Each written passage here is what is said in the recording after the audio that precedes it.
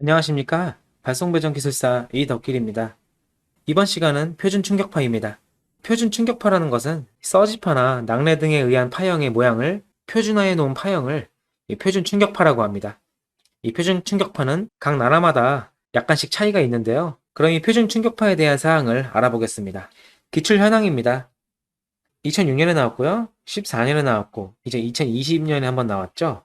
주기가 8년, 6년 이렇게 나오는 걸 볼 수 있습니다. 물어보는 이 유형은 똑같고요. 그래서 준비해 놓는 거는 동일하게 준비해 놓으시면 됩니다.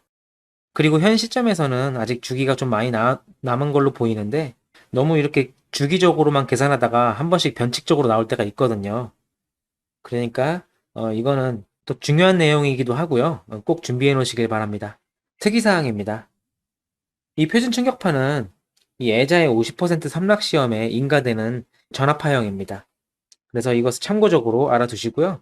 이 표준 충격파에 대한 사항은 기본서에 대한 내용 그대로 설명해 주면 되니까 그대로 정리해 놓으시면 될 것 같습니다. 공부 방향에 대해서 알아보겠습니다. 기출문제입니다. 25점 두 번 나왔고 10점 나왔는데요.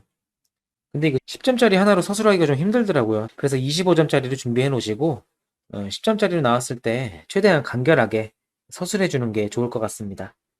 문제를 보겠습니다.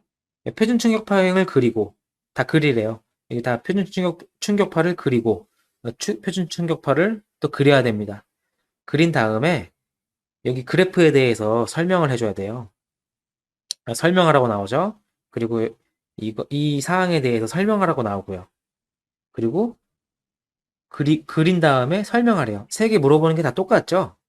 자, 그럼 어떤 걸 공부해야 되는지 한번 보겠습니다.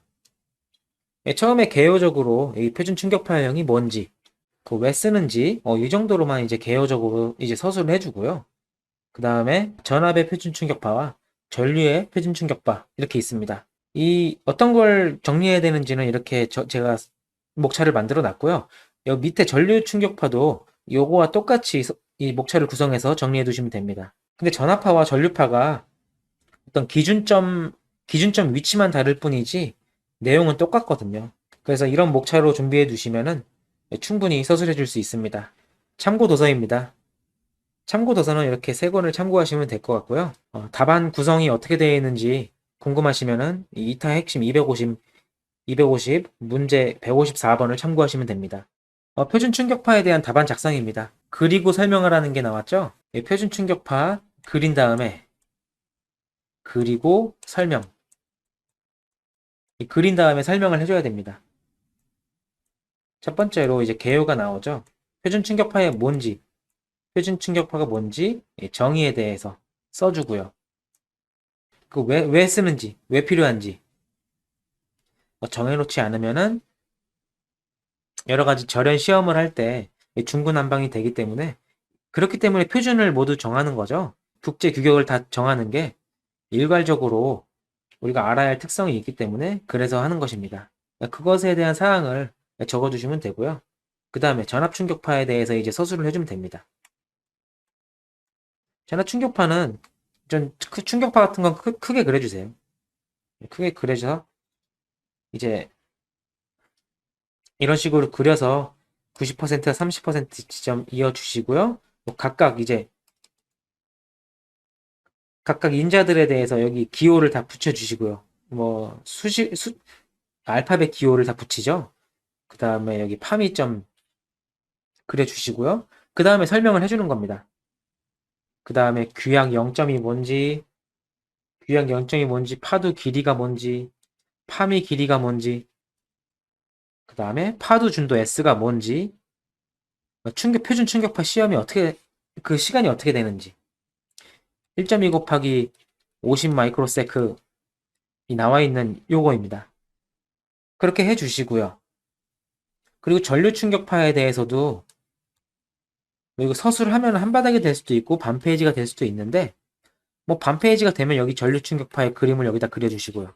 아니면 한 페이지 서술해줬다면 전류 충격파 여기다 그려주면 되고요. 그 다음에 전류 충격파에 대한 이 사항을 그대로 적어주는 겁니다. 이렇게 하면은 딱 2.5페이지에서 3페이지가 나오거든요.